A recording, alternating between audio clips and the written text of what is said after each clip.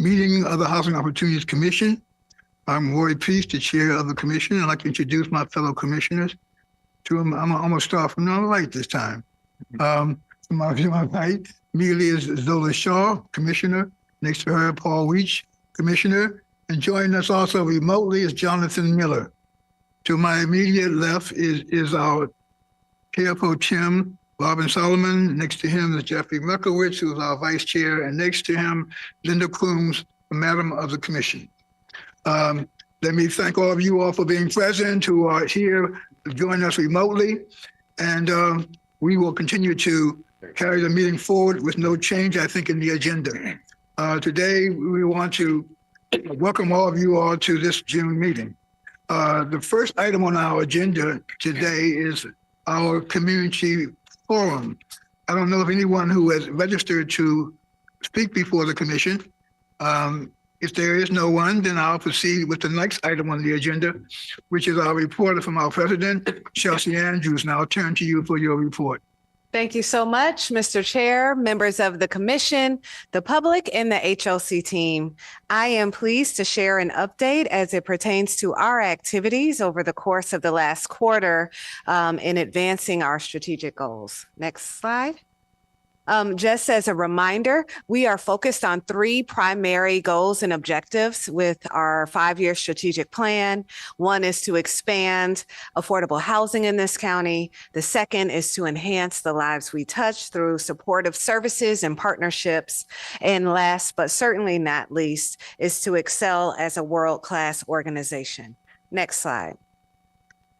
Also, as a reminder, on our website, there is a dashboard that allows the public to follow closely as it pertains to our accomplishment of our strategic plan. Each of these tabs can be opened up. You can see how we've made progress along the various activities. Again, this is a 5-year span, so we are on track. And you can go to our website at hocmc.org and go to the tab on the strategic plan to gain access to this dashboard. Next slide. This month, we're going to spotlight the work that we've been doing around enhancing the lives we touch. And as a reminder, every month we are rotating through our 3 key objectives and glad to give information around what we've done in our resident services program. In this particular strategic goal, we have identified multiple sub-goals, including enhancing our resident services programs, partnering with government and nonprofit partners, enhancing our wealth creation and home ownership programs, and enhancing opportunities for applicants on our wait list. So you will hear updates as it pertains to those various goals momentarily. Next slide. In terms of our overall engagement in Q3, you will see that we had a 25% jump in our engagement with our residents. Overall, there was 13,723 touch points with our residents and our counselors. You see that we had the opportunity to serve close to 600 youth. And in terms of events, had 188 events. This is definitely a great indication of the work that we're doing. You will hear more about these various activities in the upcoming slides. Next slide. Just spotlighting some of the activities. My full report, which is also available to the public, goes into detail in terms of each of these activities. But to spotlight a few, our HOC Academy had youth enrichment services, a Girls Got It exploration of high potential STEM careers program. We had partnerships with Montgomery College, career catchers as well. And as you can see, we've spotlighted photos from various activities that took place. Next slide. I'm pleased to also share that our fatherhood initiative had an all-time high level of enrollment during this quarter. We've achieved our target of 92.4% for the current grant year, and we are in the last year of the grant. We have a strong trajectory to fully meet and exceed our enrollment goals by September, and our April cohort was the largest year to date and have identified themselves as the dream team. And so just happy to celebrate their success in this program. They graduated on May 30th. Next slide. We also had new partnerships established. Some partners that we partnered in the past, who we're now partners with again. I'm pleased to say the Potomac Valley chapter of alumni chapter of Delta Sigma Theta Sorority Incorporated. We also have partners with Maryland Legal Aid, PBS, Washington Metro Oasis, Isha Lasa, for Gentle Yoga for our older adults, and Atmos Solutions. And again, we're continuing our efforts around expanding our partnerships. You will hear at our next report out how we are going about that effort in a very public way, and hope to have your support in sharing the word on how we can strengthen our partnerships across the community. Next slide. In terms of the efforts towards enhancing wealth creation and home ownership programs, our mortgage finance team really does support this initiative through administering our mortgage purchase program. We had 9 MPP loans that closed in FY25 that totaled close to $2 million and issued over $170,000 in down payment assistance under this program. As you may recall, in not too long ago, the commission approved the next issuance of bonds so that we can gear up to do another round of issuances of loans and down payment assistance in this program. Next slide. In terms of our other engagement with our residents, I'm pleased to share that we had 2 successful virtual town halls. We own multiple townhomes. We had 2 town halls to share with our customers and our stakeholders information related to HOTMA and Inspire, led by both our compliance team and our housing resources divisions. The information that was provided was given in a way that allowed for individuals to understand what those proposed changes are that will be coming along, allowed an opportunity for questions as well. We ensured that we were providing this platform in a manner that allowed us to address individuals who spoke Spanish, as well as had an interpreter there as well. And we had nearly 1,000 participants in both of the programs. Of course, shortly thereafter, we received notification that HUD has now delayed the HOTMA deadline to January 1st.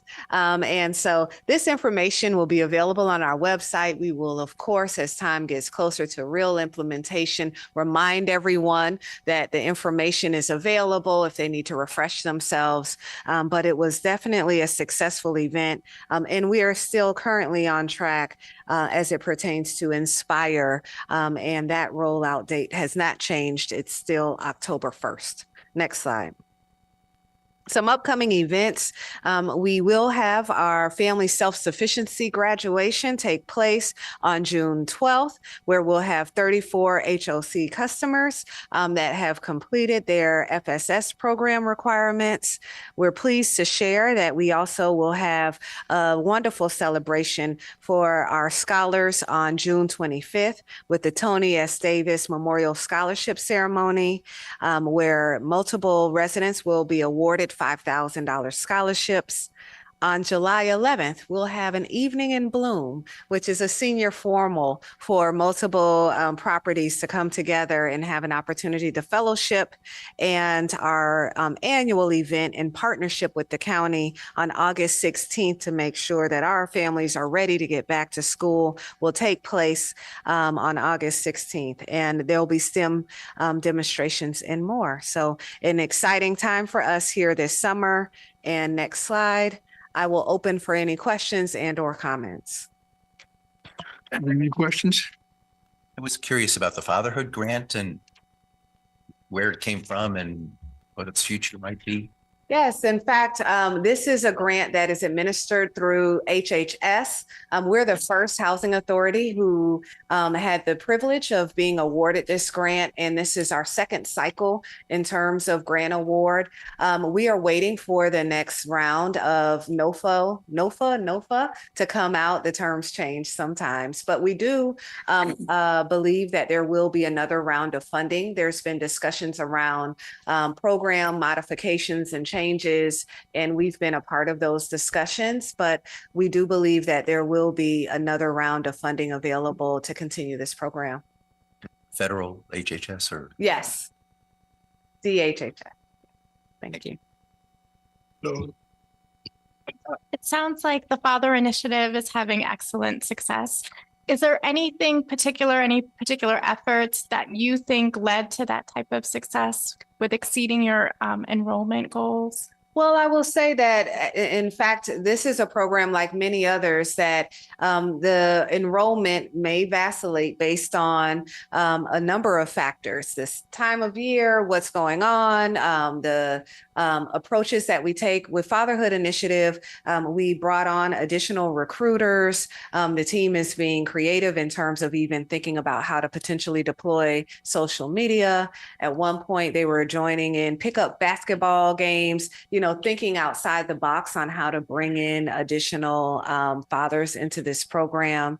And it's really also a wonderful word of mouth. People who've been in this program are wonderful ambassadors for the program. So that's also been a great help. Yes. Does our residents know about the hot month change for January the 1st?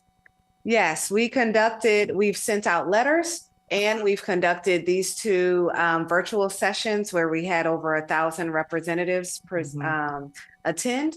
Our property managers are aware as well. So if there's questions, they're prepared to answer them. Our call center are also aware. And so we've been keeping everyone informed of these upcoming changes. Thank you. Thank you.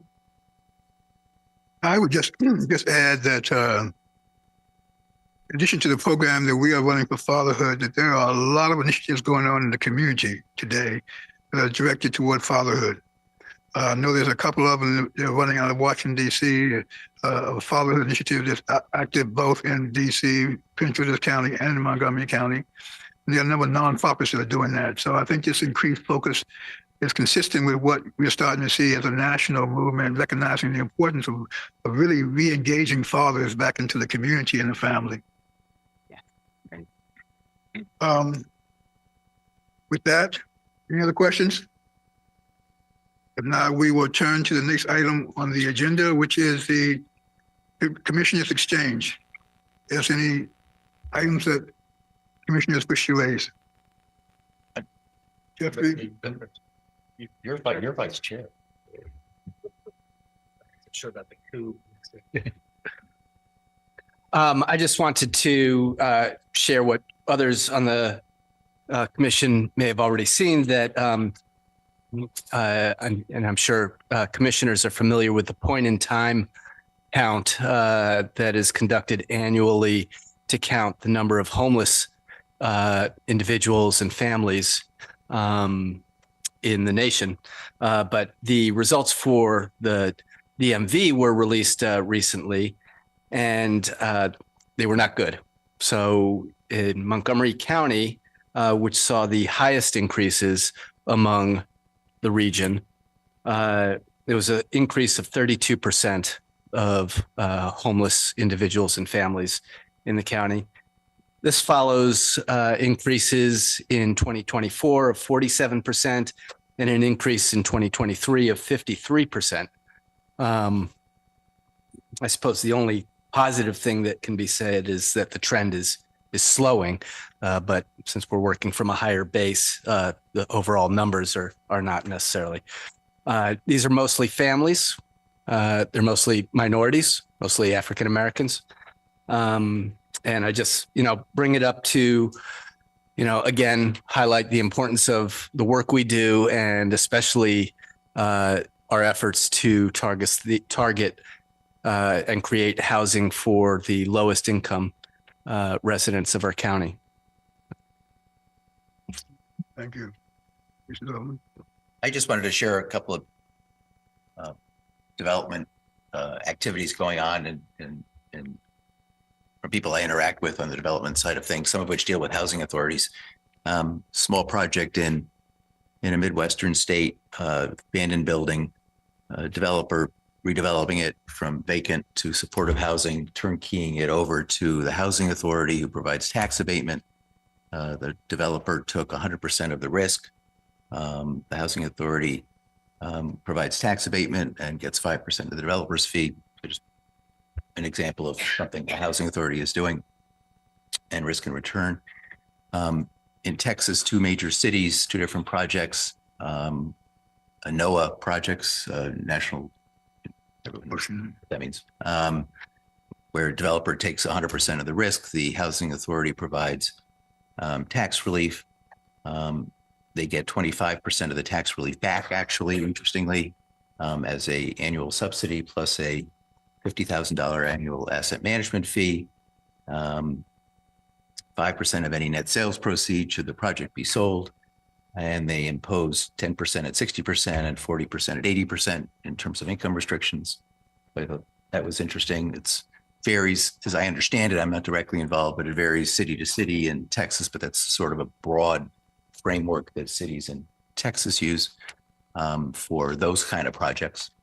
And one other project that I'm more engaged with or knowledgeable of is a new construction affordable job project where the developer ran out of pre-development money and is put together, a group has been put together to provide the balance of the pre-development money, about 70%, and charging the developer 20% interest plus 20% of the economics of the transaction over a threshold of the developer's fee, just to give you a sense of the cost of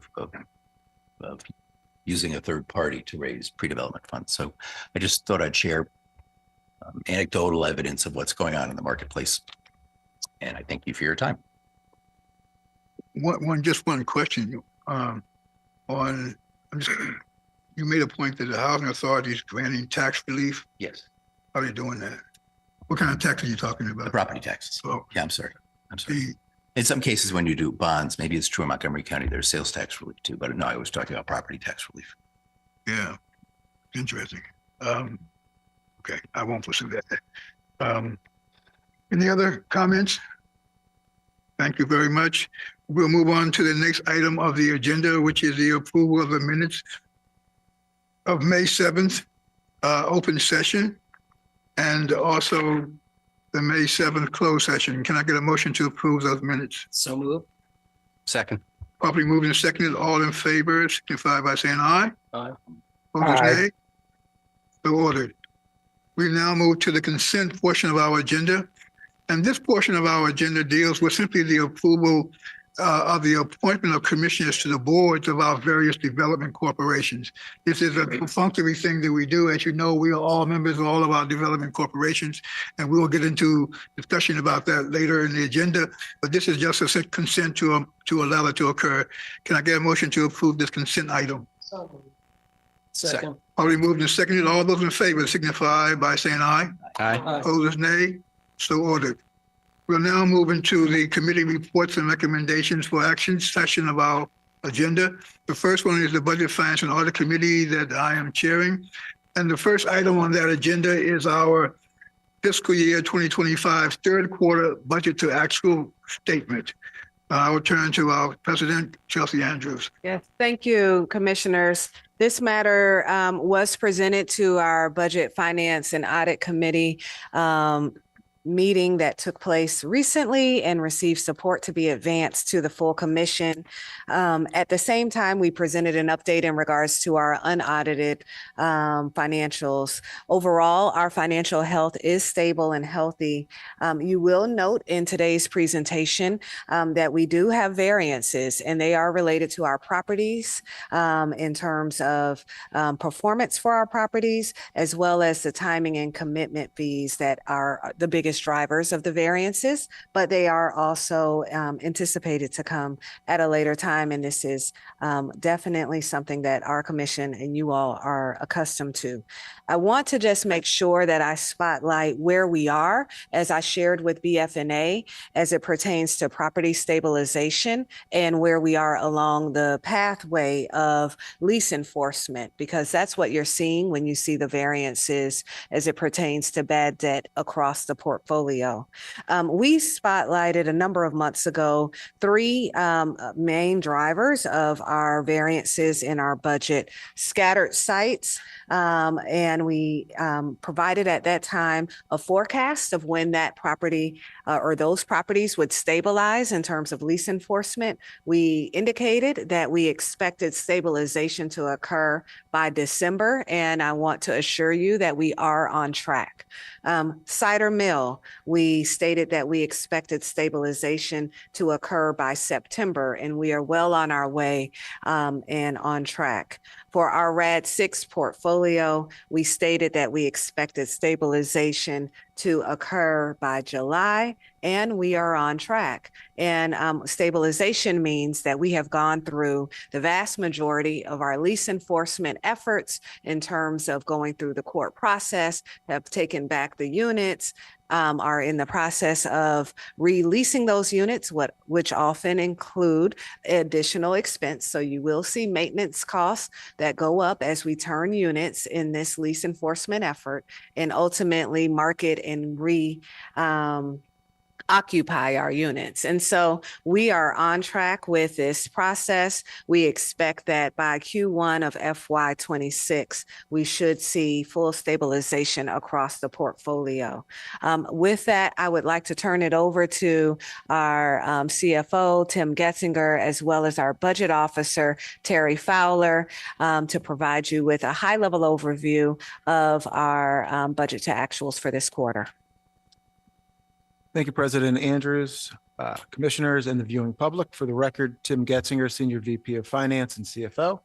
Today, the finance team will be presenting on several items, including budget to actuals, tenant write-offs, calendar year audits, a request to adopt the FY26 budget, and I'd like to recognize Terry Fowler, our budget officer, and our two financial analysts, David Wilson and Kim Pleasant, for their diligent work and hard work in crafting next year's budget. And on top of the adopted budget, 20 development corporation budgets. The following is a high-level summary of the agency's FY25 Q3 financial position. Staff will provide more details in the aforementioned presentations. As the president mentioned, HOC's financial health remains stable. Total assets increased by $82.4 million to $2.27 billion, the highest in agency history, primarily driven by development activities.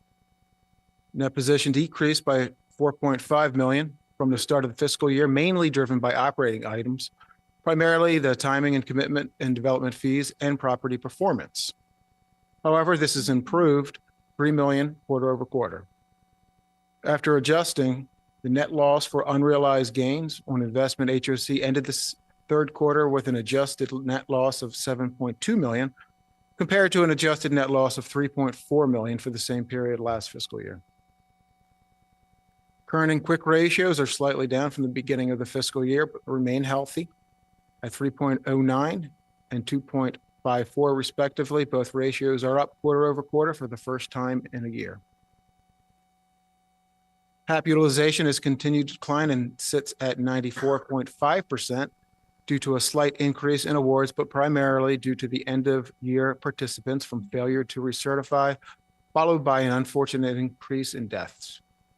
Staff has modified its leasing plan, increasing its monthly applicant screening by 67% from 300 to 500 applicants per month, and expect these efforts to yield positive results.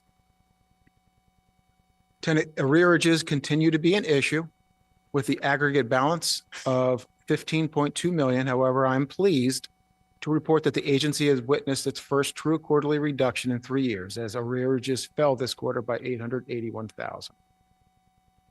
The quarterly increase had been $1.1 million for the past 6 quarters. So this represents a $2 million swing in the right direction. Reserves, including the general fund operating and property reserves, are stable. However, end of the year performance may impact reserves. A review of our 9 revolving development funds also demonstrates stability and are projected to improve with upcoming commitment and development fees. As indicated in the budget to actuals, although there is slippage in the commitment and development fees, this is normal, and the timing and amount of fees are subject to change in the financial markets and project costs, which create both timing and dollar variances throughout the year. Additionally, the negative general fund budget variance has decreased from last quarter's 2.5 million to 996,000. Had this slippage not occurred, general fund would have realized a slight positive variance of 568,000. Post-COVID, renormalization of operations is underway, and as the commission is aware, this is a long process as the court system continues to be a hurdle in repossessing and repositioning its inventory. Of the 7.78 million in FY25 Q3 budget variance, the 12 properties with the highest variances represent 6.5 million or 84% of the total variance, and when mapped with the tenant receivable balances, which is a key indicator of whether or not a tenant is paying, the results continue to indicate that scattered sites, Cider Mill, Battery, and Bradley, and the 2 Glenmonts are driving major variances, which is why the agency continues to focus these efforts at these properties. And with that, I'd be happy to answer any questions, or we could advance to the first packet item, which is the third quarter budget to actuals. Thank you for the overview. Are there any questions on Tim's overview? I'm curious if you've noticed on a project by project basis, and maybe you're not the right people to ask, if as you turn units and as Chelsea said, they'll be tapping reserves because when you turn units, of course, are you feeling any impact on tariffs that the costs are different than they have been in the past? I am not sure that they have been felt. We do have warehouses that are stocked, not necessarily. Lots of iPhone, a lot of iPhones ahead of time. I would have to take a look at, compare any recent trends that might signify that tariffs are playing an impact. Thank you. Do you know others? Would you go ahead and proceed with the next slide? Thank you. Good afternoon, Commissioners, President Andrews, HOC staff, and the viewing public. For the record, I am Terry Fowler, the Budget Officer. And as the CFO mentioned, I will be discussing the FY25 third quarter budget to actual statements. As you can see on the bullet page, the agency ended the quarter with a negative variance of approximately $7.2 million based on a net cash flow shortfall of $6.7 million. We can't compared see to that. Can we see that? We can't see it. Where? Right here? It's the first Okay, bullet. Yes. got it. When compared to the anticipated third quarter positive cash flow variance expectation of approximately 462,000. As mentioned on the page, the primary causes were lower unrestricted cash flow in some of our development, corporation, and opportunity housing properties as a result of property performance, coupled with the lower income fee in the general fund due to the delay in certain fees, and those were offset by savings in various expenses. If we can turn to page 13 of the packet.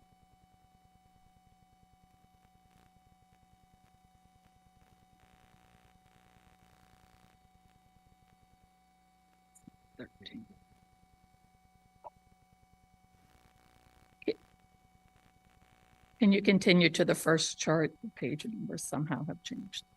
Thank you. On the top section, you will see the general fund, and that consists of the basic overhead of the agency. This fund ended the quarter with a deficit of approximately $7.4 million, which resulted in a negative variance of just under $1 million when compared to the projected deficit of approximately $6.4 million. As mentioned previously, this represents an improvement from the cumulative negative variance of $2.5 million experienced through the second quarter.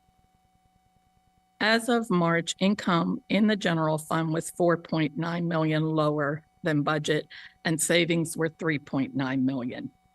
As mentioned, with the commitment and development fees, the majority of these changes are due to slippage of the fees, and they've now been incorporated into the FY26 budget that will be presented later today for adoption. The impact of that was approximately $4.3 million in the general fund. On our expense side, the positive expense variance was primarily the result of lapse in salary and benefits, coupled with savings in miscellaneous contracts and capital projects, which resulted in lower transfers from the operating budget to cover the cost of those projects. The next section on the page is the bond funds. The income, which is a drawdown from the bonds to pay for the administrative costs, is in line with the budget, and the multifamily and single-family bond funds experienced positive expense variances of approximately $327,000 and $247,000 respectively, as a result of salary and benefit lapse coupled with savings in publications, registration fees, and professional services. If we can move to the next page and the top section, thank you. As was mentioned previously, the variance that we see in our properties is primarily related to higher vacancy loss, increased bad debt for the tenants that are not paying rent, as well as higher maintenance costs in several of our properties. As we regain units for those tenants that have been vacated the properties, we're seeing an increase in maintenance costs to get the properties ready for reoccupancy. And so those three areas are what's causing the primary variances that we see throughout the portfolio. The top section of this chart represents the unrestricted development corporation properties. This group ended the quarter with cash flow deficit of approximately $366,000, which was just under $4 million less than projected for the quarter. The bottom section of the report are those properties that have restricted cash flow. For this group, the shortfall for the properties was $352,000 more than budgeted as of March 31.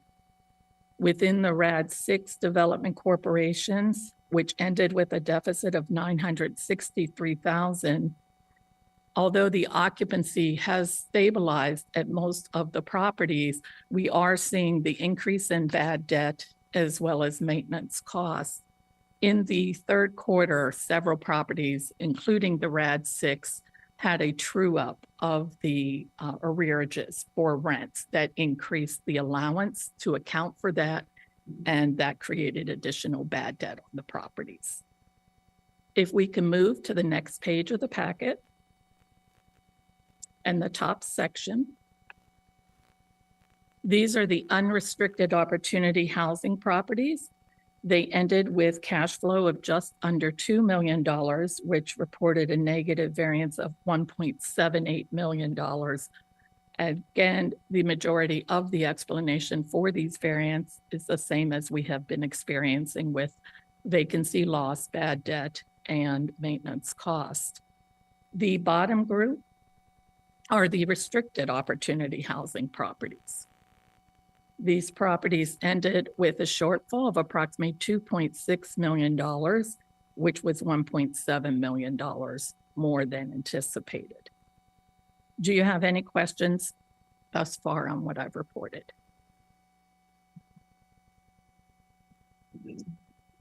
If not, we can move to the next page, which represents our public fund and the Housing Choice Voucher Program.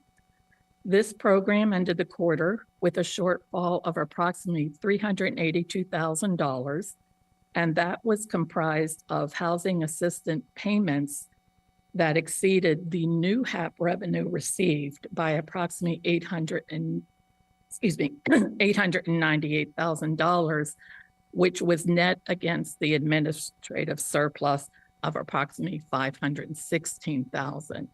The shortfall in the HAP is just a timing variance as we have funds that are held at HUD, and we make requests for those funds based on our utilization, but there is sometimes a timing variance of when the funds are actually received, as they typically get received in the next quarter. The administrative surplus was a result of higher fee income and lower administrative expenses, mainly due to staff turnover. The higher administrative fee income was primarily the result of an increased proration factor of 97.38% received for the first 6 months of the fiscal year, compared to the budgeted rate of 91%. The proration factor was since reduced down to the 91% that we had budgeted beginning in January. And in addition, there were 2 new programs for stability and homeless vouchers that increased the administrative fees. The final attachment of the packet on the next page. This shows where we stand for capital, and capital projects have timing variances, so we compare it to the annual budget that was approved. There are several properties with nominal unplanned capital expenditures. And in addition, the packet detailed those properties that had larger variances and the cause, which many times resulted from emergency repairs or replacements of systems such as boilers and elevators, as well as work to prepare for the Inspire inspections. The majority of the properties do have sufficient property reserves to cover the overages. Where this may not be the case, staff will be reviewing the obligations from the Opportunity Housing Property Reserve, or OHPR, to ensure sufficient funds are available to cover the balance of the overages. This concludes the presentation, and I would be happy to answer any questions you may have. This item was presented to the Budget, Finance, and Audit Committee, and we voted to advance this to the full commission for approval. I mean, we had a lot of conversation and discussion among the committee, and we feel that, in fact, we have received a clear and precise outline of what's happening in the third quarter, and we recommend that we approve this specific resolution. Any discussion? For what it's worth, I've started budgeting in my deals, existing and new, Inspire and MORs and city and state inspections, because they always cost something and they always cost more than you think they should cost. And so I've started underwriting that, or for existing jobs, budgeting for it. And so I just commend that to your thinking. Yes, they are included in our FY26 budget as well. Oh, good. Yes. Point withdrawal. But seeing none, can I get a motion to approve resolution 25-35? So moved. Probably moved and seconded. All in favor signify by saying aye. Opposed, nay. Aye. Motion carries unanimously. Thank you. Thank The next you. item is, of course, I kiddingly say one of our favorite conversations, but it's the uncollectible tenant accounts receivable. So with that, I will turn to our president. Thank you. This goes hand in hand with the discussion that we're having in regards to moving towards getting to a stage where we're no longer in lease enforcement and can set our sights on other activities. But as it stands, we continue to have to present write-offs. And as you can see, this write-off is pretty substantial.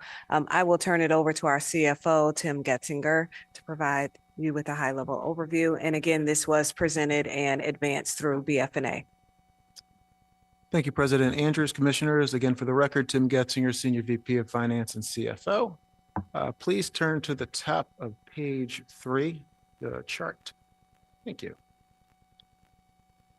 We are seeking commission authorization to write off uncollectible tenant accounts for the third quarter of fiscal year 2025. HOC's policy is to provide for an allowance for any tenant account receivable balance in excess of 90 days.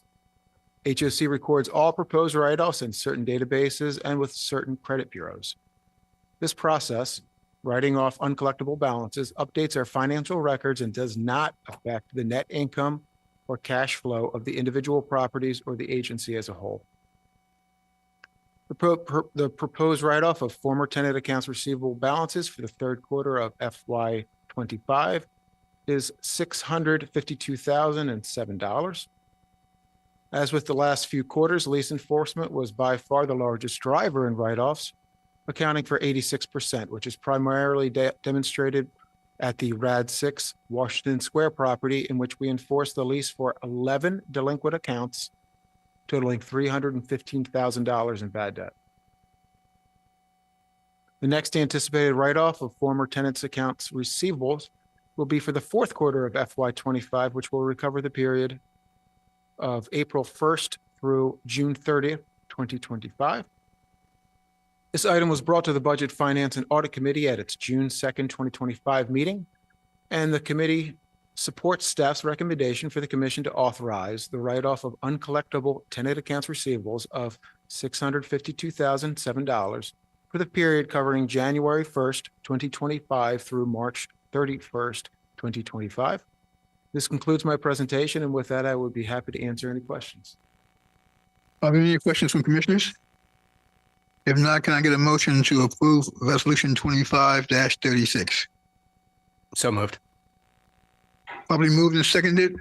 All those in favor signify by saying aye. Aye. Aye. Opposers, nay. So ordered.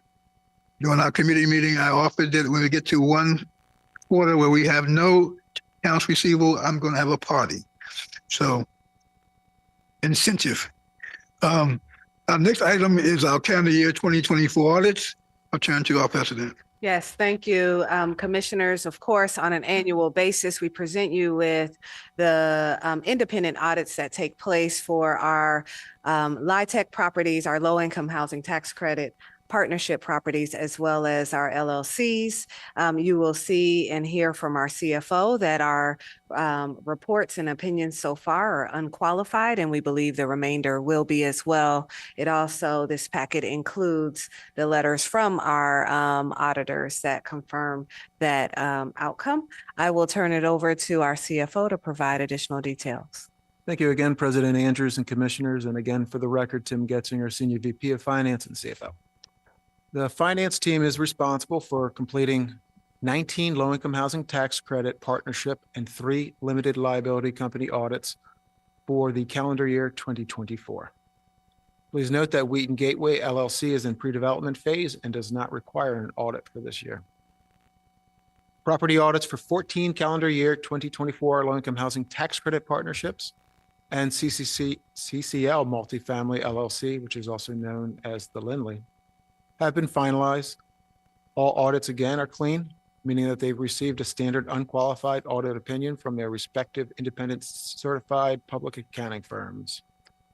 I would like to recognize the entire property accounting team for this feat, particularly Claudia Wilson and Miriam Caballero, our property accounting managers, as well as Scarlett Savella Garcia and Donna Crummer, our property accounting supervisors, for their diligent work in continuing to provide a clean financial operating environment for the agency's property portfolio.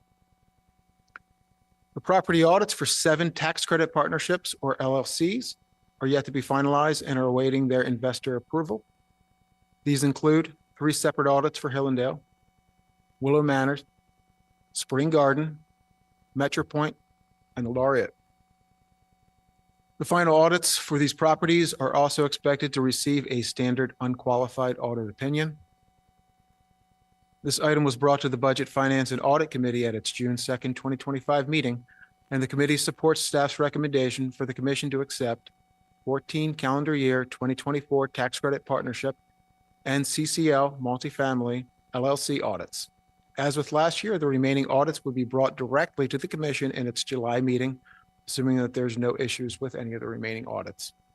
This concludes my presentation, and I would be happy to answer any questions. Are there any questions or comments?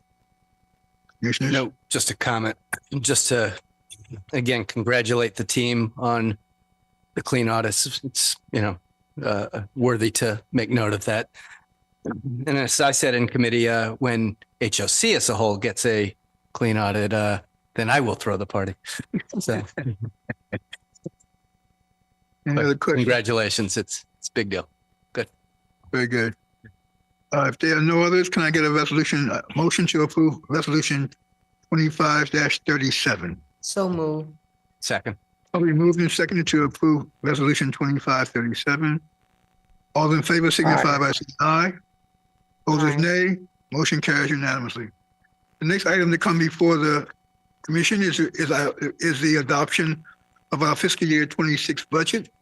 And as we proceed into discussion with this one, I'm going to let the staff proceed with recommending the presentation on the budget. And if there are any comments and questions about that, will be time for the commissioners to ask them after the presentation.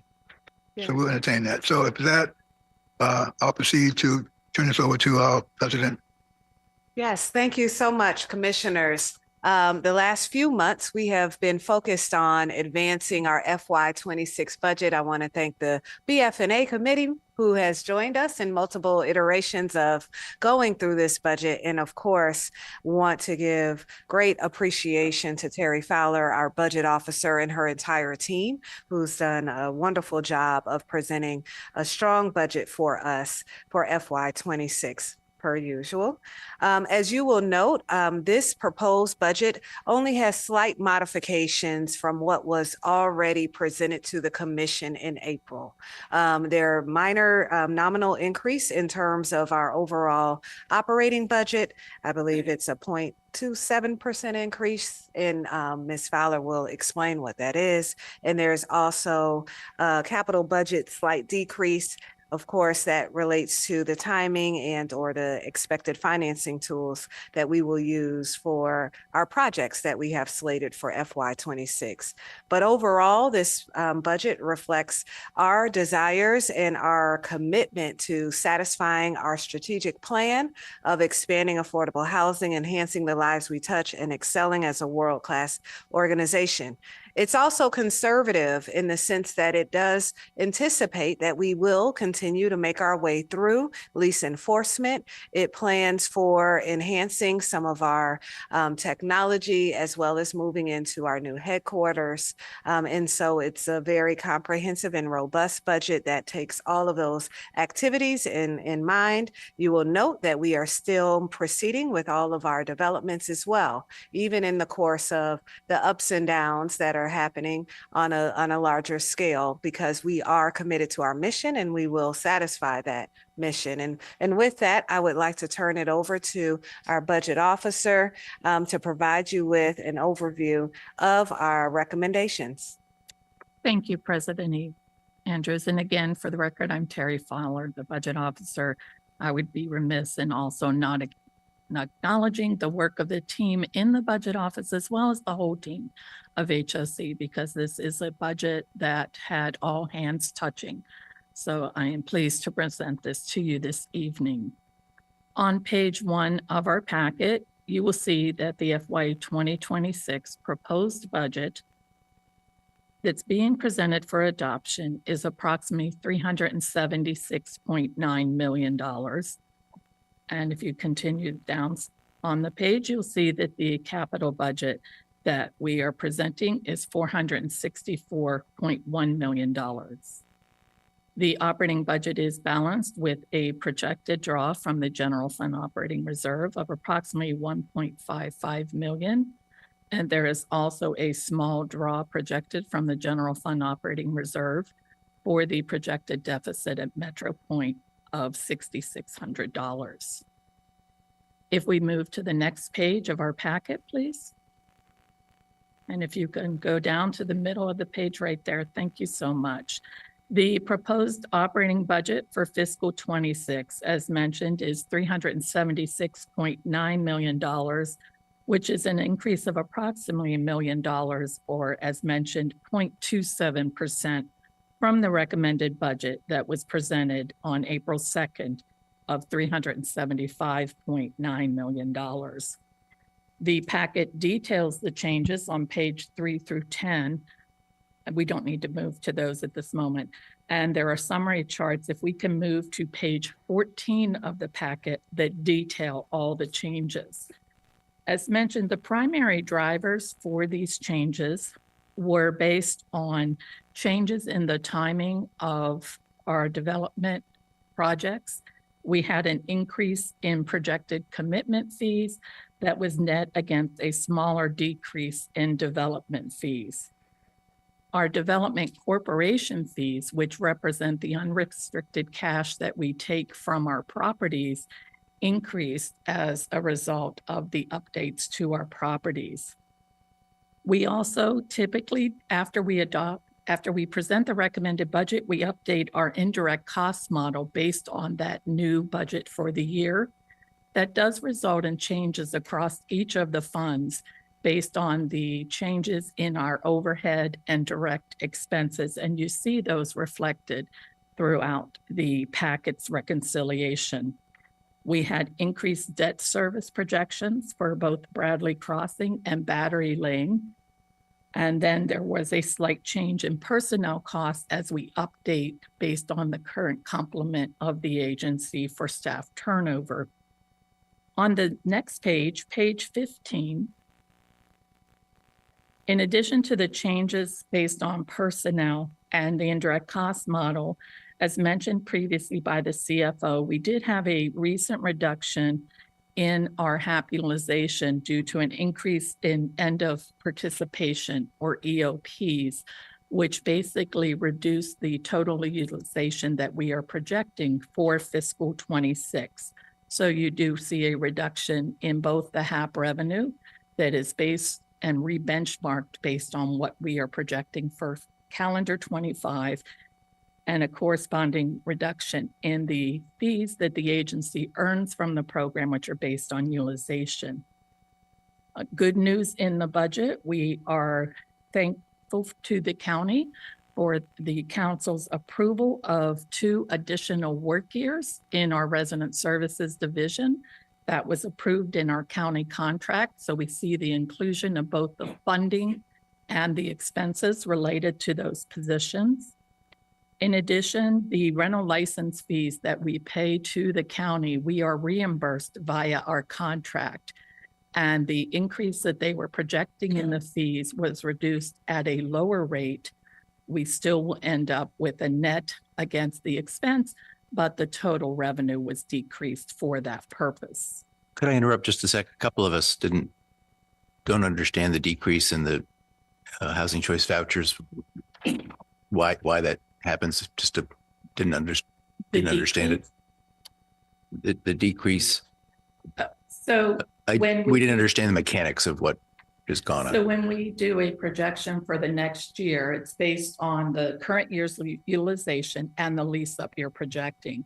If your starting point goes down, even if you continue to grow the program, you're starting at a lower base. So the total unit months leased are slightly below what we anticipated before. It's a timing. However, we do, as was mentioned, staff is aggressively approaching the lease to restore those lost units. Not a problem. Not a problem.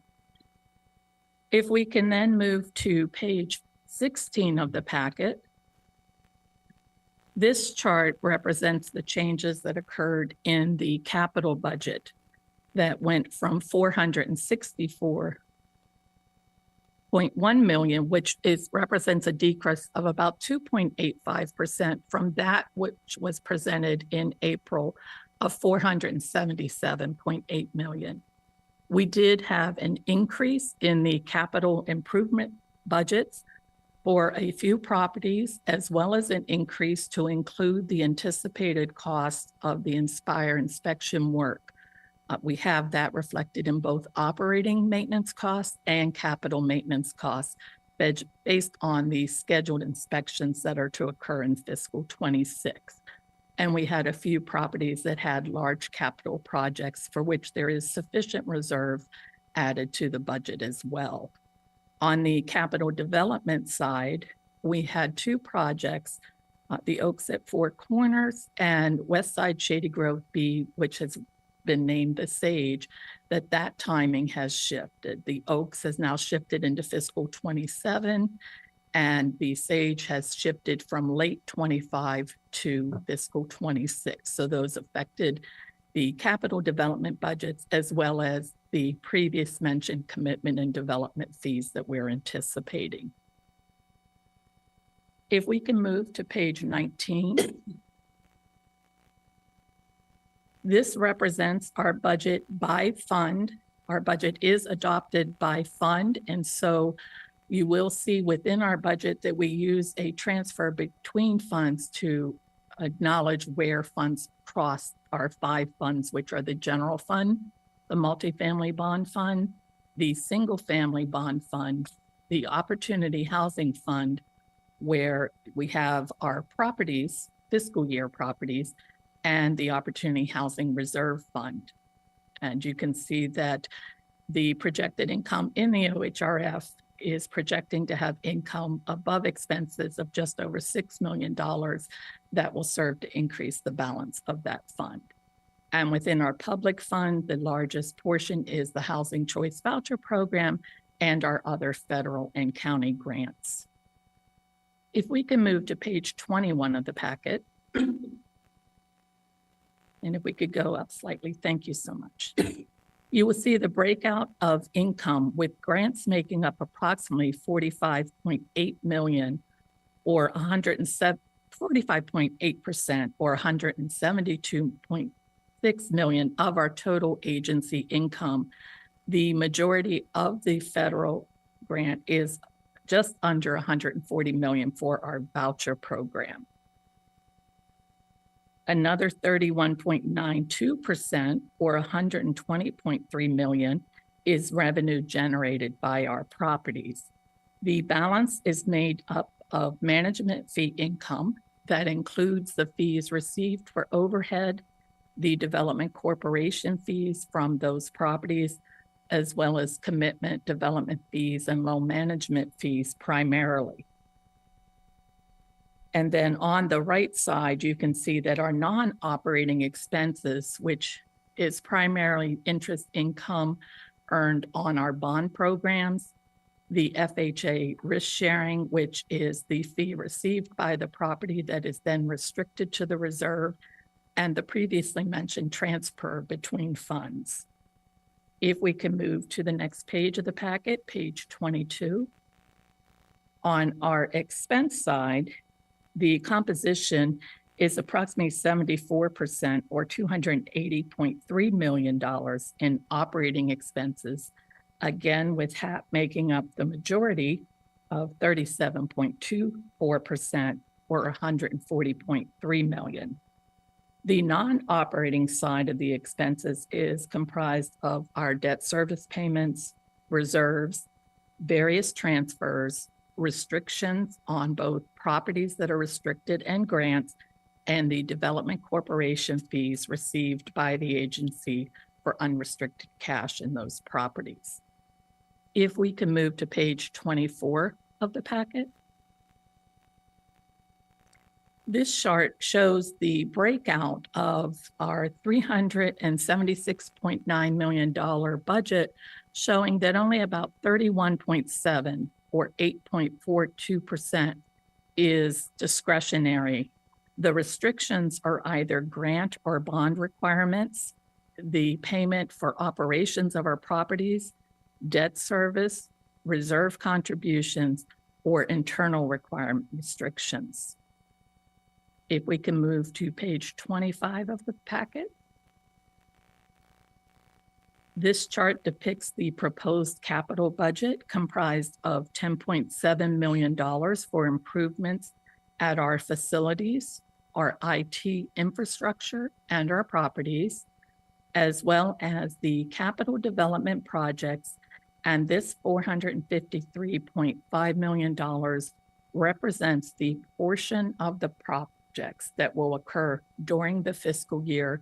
It is not the total development budget for the respective projects.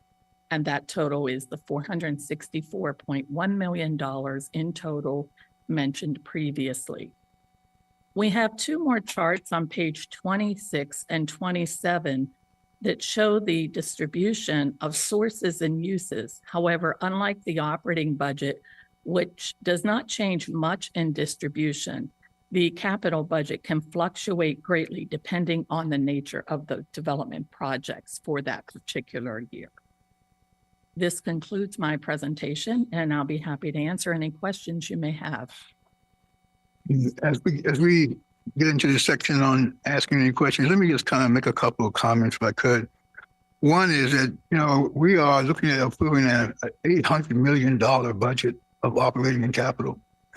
And that is, if you will look across the landscape of other agencies that do the business and the work that we do, this is a significant budget, very complex, and of course, multiple sources that we use of funding.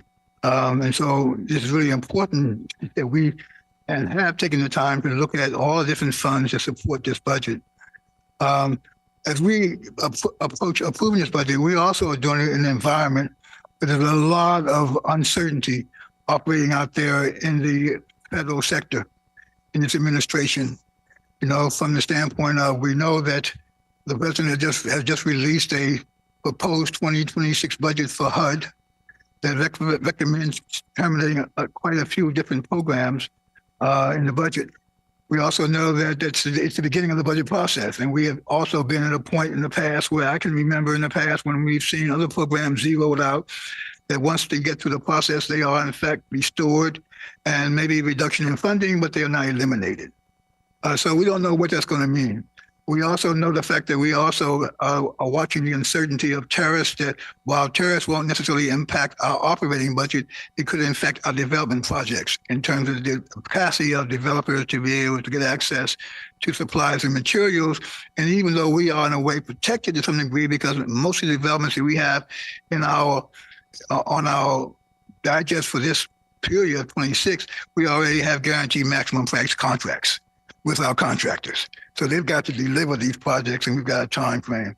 So while we are adopting a budget in a lot of externalities that could potentially impact it, we also know that approving the budget does not mean that we don't come back if there are conditions that occur that require us to amend and modify the budget.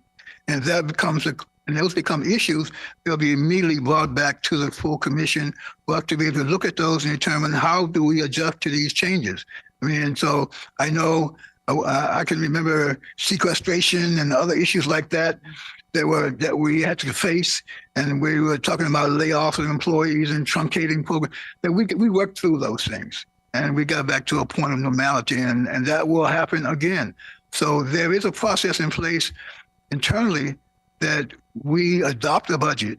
That's the adoption of a budget based upon the things that we know right now, based upon the projects we have in our pipeline, and based upon where we have been generally in the past. So we proceed in that way to look at the budget, and it's those things that we talk about that we don't control may impact us in the future. That will come all back to the commission to make a determination about that as we go forward. So I want the commissioners to feel comfort that in adopting this really significant budget, that we are aware of these externalities, and in fact, as they play themselves out, we'll come back. The most significant, if you look at that budget, the chart, I mean, we're looking at the fact that the major source of federal funding is our housing choice voucher program.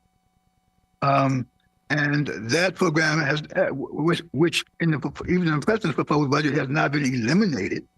There may be some reductions. There may be some in the big beautiful budget. It suggests that modifies the budget so that the housing choice voucher programs becomes a 2-year program and has work requirements and things like that. The block grant program has been eliminated in the proposed budget, but that doesn't impact us other than the fact that the funding we get from the county doesn't come from the community development block grant nor from home.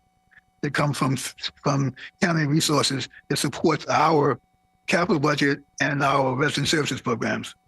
So those are the two areas where that's affected. But I think, given those things, I just want to put that forward and open for any other questions or concerns that members of the commission may have before we adopt the budget. I want to just, commend the staff for all the work that went into producing this. It's a big deal, and it's always, it's a piece of, I don't know, I don't want to call it a piece of work exactly because that has a negative implication, but it's a lot of work. But I did want to come back to, and appreciating the comments that the president made at the beginning about this being a conservative budget. And I wanted to just talk about that a little bit more and hear some of your thoughts. I think,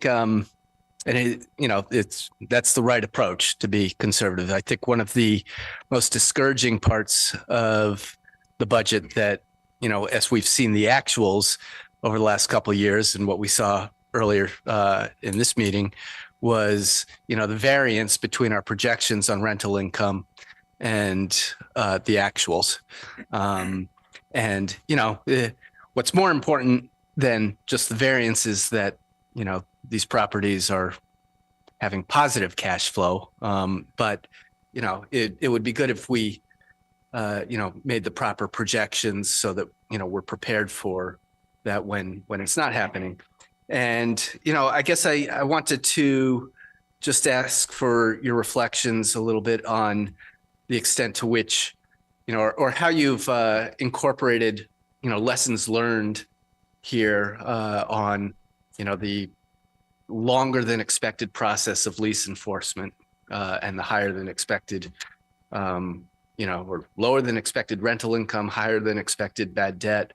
And then also just beyond rental income, if there are other areas in this budget where you feel like there's been lessons learned and how those have been applied to this budget. Definitely. And I think as shared in a very transparent manner when we were introducing the FY25 budget, we also had new staff joining and leading some of these different divisions. As you all know, we went through the process of bringing on different property managers and some turnaround there where properties weren't performing as they needed to. And we've strengthened our process, internal and expectations of our third-party property managers in terms of looking at what the budget should be for that property. This year, we included a trailing 12. I believe that was a request from one of the commissioners as it pertains to looking at how we would forecast what that property can generate. We were conservative in terms of thinking about the occupancy levels as well as the cost to turn the units. There was definitely an effort. Our maintenance team has done a wonderful job of forecasting out our preventive maintenance expenses as well as thinking about the upcoming inspections, which are reflected in this budget. The list goes on in terms of how we have made modifications. We now know for certain the length of time it takes to turn a unit. And quite frankly, our properties overall, the portfolio is strengthening day by day. You always see a lag, but I get more up-to-date information, and the portfolio is approximately at 94% occupied. So we are moving in the right direction. The agency made a decision around lease enforcement, and I will share it was the right decision, but maybe we didn't forecast how long we would anticipate seeing these shortfalls. And so we've made our way through. We're continuing to make our way through. We definitely also take steps in terms of collections. We're working closely with our resident services team to make sure that our residents know about resources. So there's a lot of effort underway to try to stabilize the properties. And those are some of the projections you see here, as well as thinking about the timing for the delivery of new construction, giving ourselves a little bit more buffer as we think about some of the effort that is underway in terms of exploring what financing structure might be best for each of the deals. And so giving ourselves some flexibility there so it doesn't negatively impact our budget.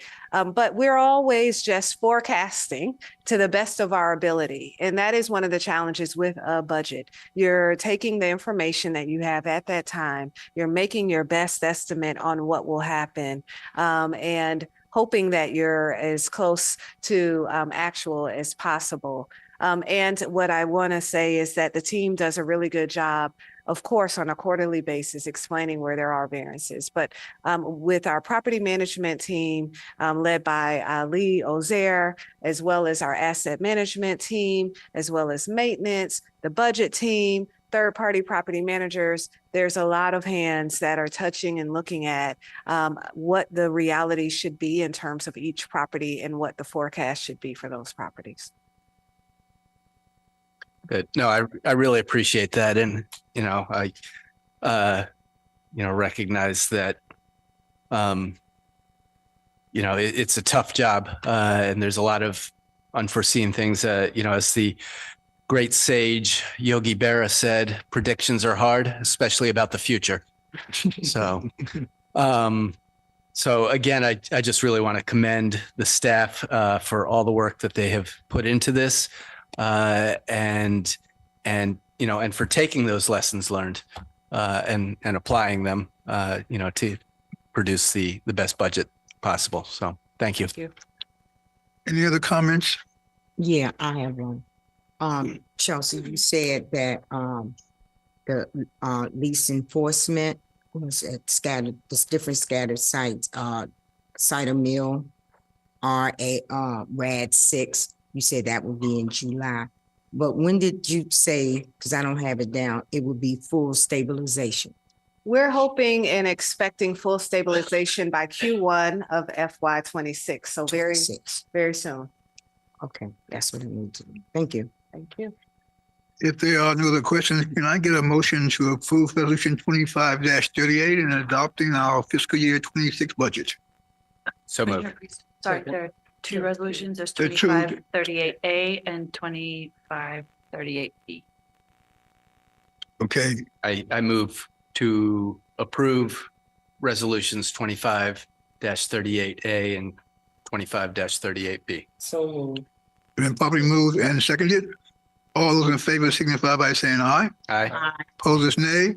So ordered. So thank you. And I want to second and third and fourth the compliments that have been made by our vice chair and by commissioners throughout this. I want to also thank you all for the rigor of the presentations that the Budget and Finance Committee received on the different funds. I've been through that before, but I found this year to me to be even more informing. And the information was presented in a way that was very understandable. So I want to just compliment you on that, because it's really difficult to break down a big budget. And when you get that budget book, you look at that, you might say, well, either you make one or two choices. I'm going to read all this stuff. I'm just going to go on faith. And so, I want to thank you for that, Cherry and staff, all of that. I appreciate very much the vigor you have done, and thank you. And thank the commissioners for really allowing the Budget and Finance Committee to operate as it has and present this to you all and didn't have it adopted. So I want to thank the commissioners for their patience and participation in the process. Is there a way we could do an informal, for the rest of us not on the committee, of the different funds and what they do? I know we've done it before, and when we were onboarded, we did it, but we're not here every day.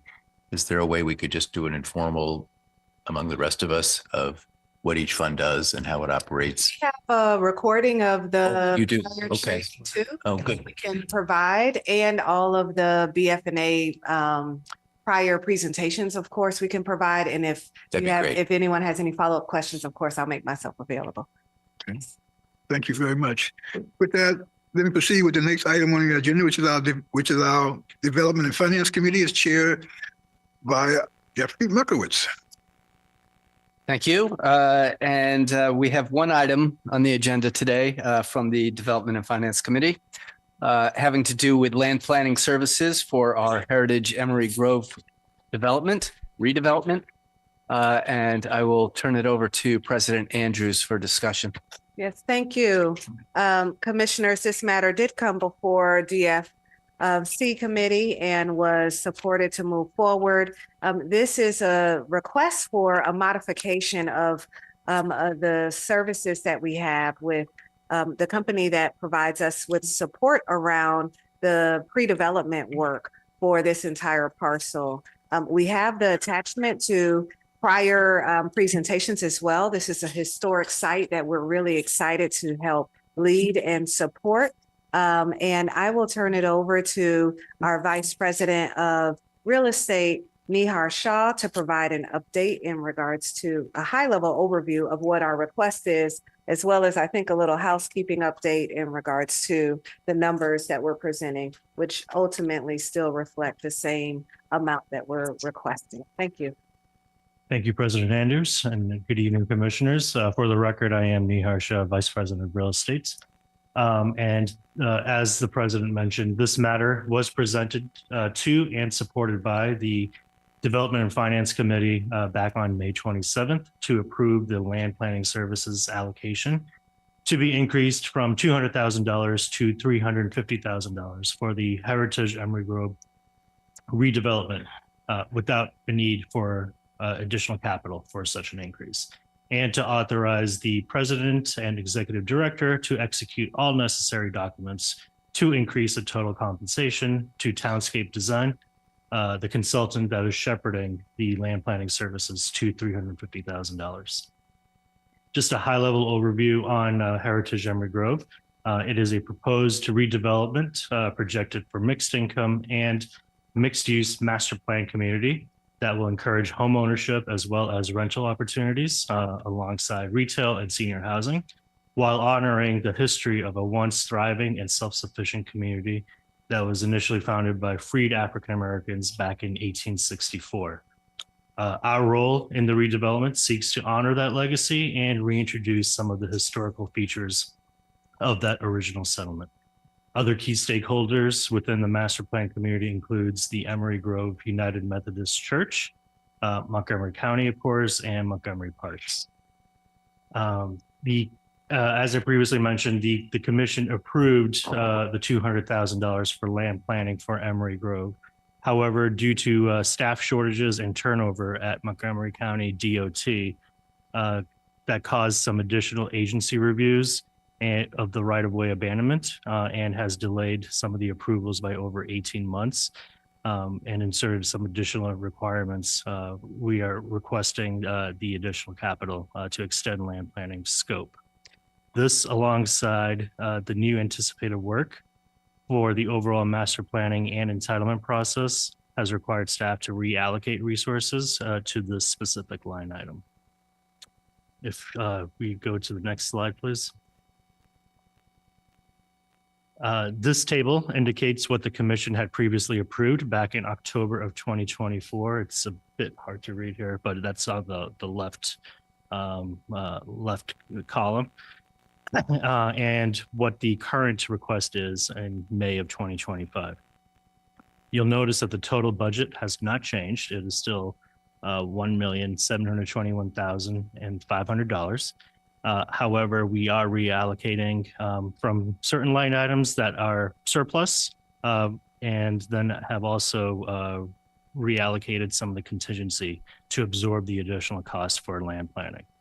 Staff would also like to note that civil engineering's budget has also increased by approximately $74,000 here for the increase in scope due to additional county requirements in order to sell the land to the agency, and that requires some additional design and documents to the level of a preliminary plan in order for us to purchase the land from the Montgomery County DGS.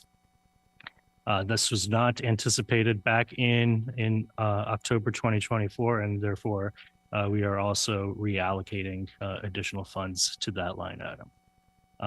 What the Development and Finance Committee has previously seen has been corrected here, where we have moved $25,000 from the Camp Hill Square and the Emery Grove disposition over to absorb some of the land planning services. But as I previously mentioned, the overall budget has remained intact. Next slide, please.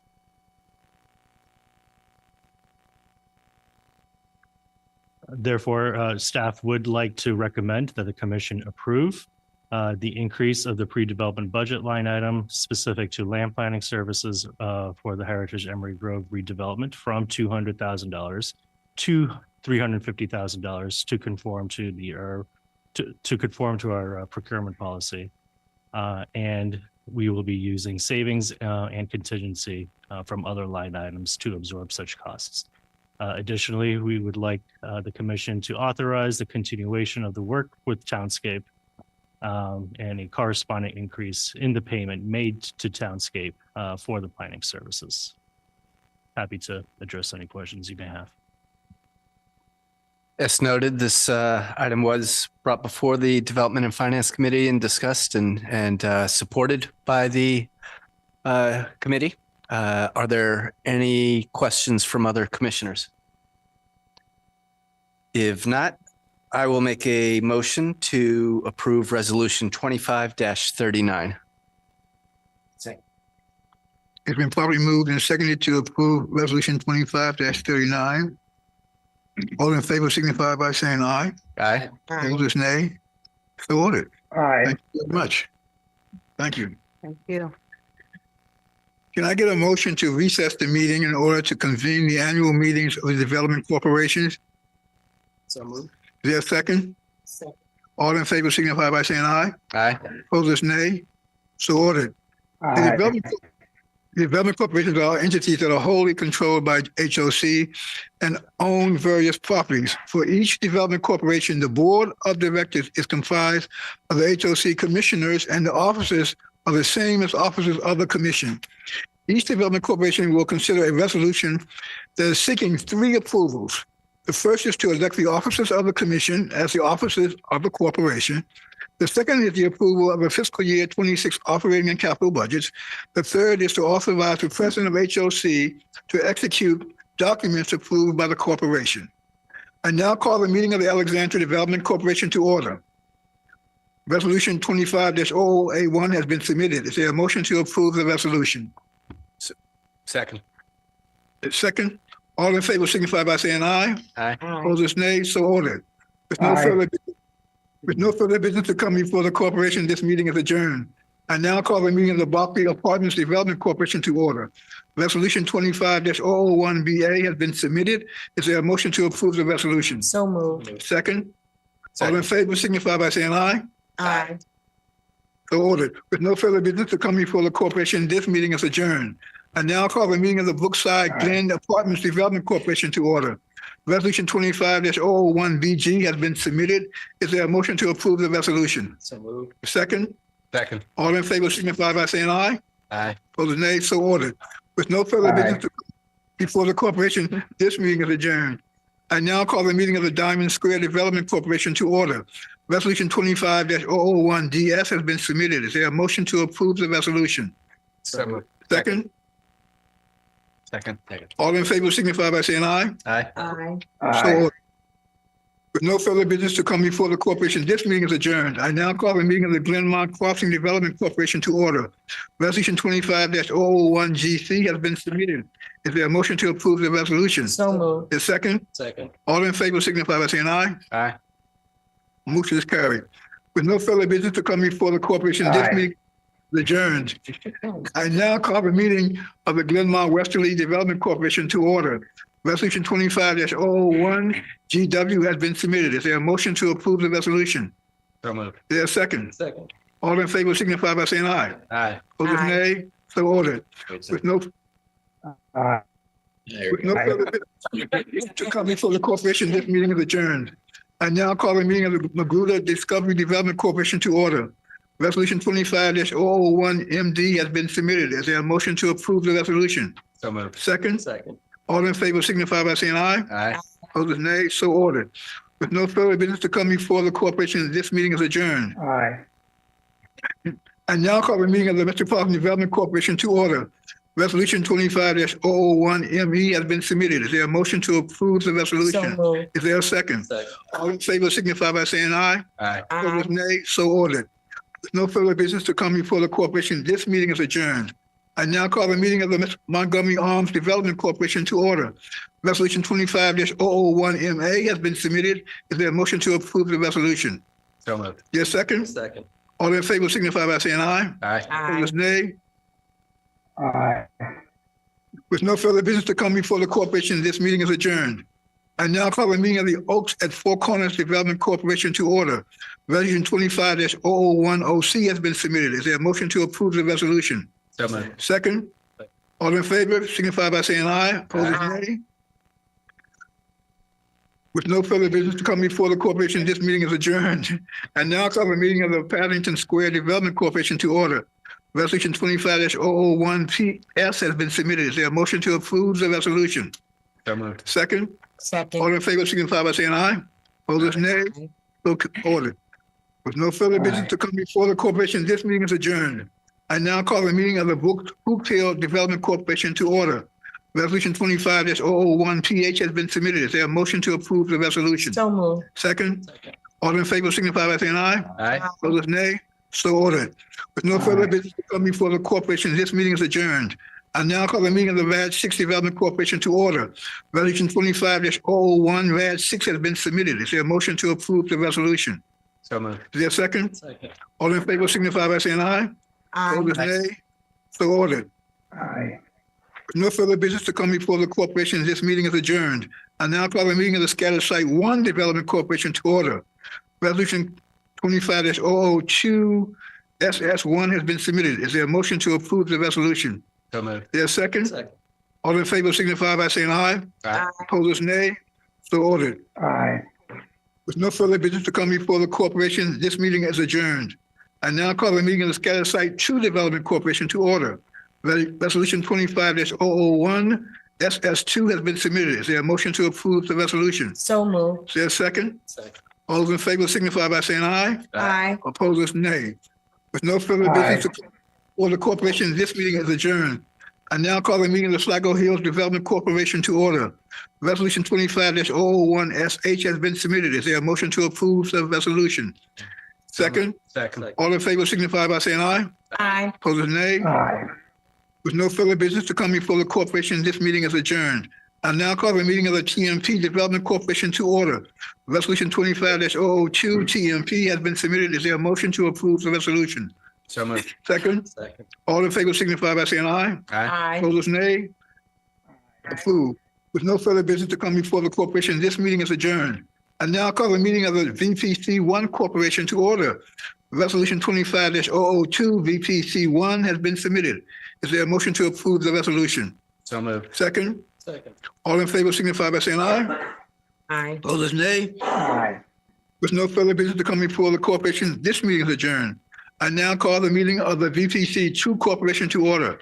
Resolution 25-001 VPC2 has been submitted. Is there a motion to approve the resolution? So moved. Is there a second? Second. All in favor signify by saying aye. Aye. Opposed, nay. So ordered. With no further business to come before the corporation, this meeting is adjourned. I now call the meeting of the Wheaton Metro Development Corporation to order. Resolution 25-001 WM has been submitted. Is there a motion to approve the resolution? So moved. Is there a second? Second. All in favor signify by saying aye. Aye. Opposed, nay. So ordered. With no further business to come before the corporation, this meeting is adjourned.